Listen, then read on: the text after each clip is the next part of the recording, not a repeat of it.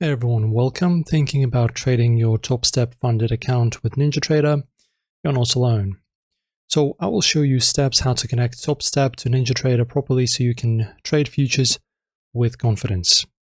So before anything, make sure you've passed Topstep's trading combine and been funded.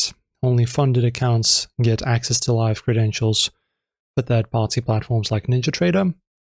Once funded, you'll receive login credentials via email from Topstep's partner broker, usually Dorman Trading or Phillip Capital. These include username, password, and server details for NinjaTrader connectivity.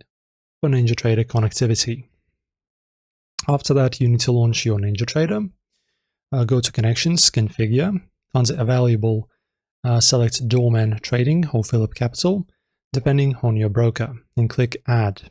Now, input your Topstep funded account's credentials from the email.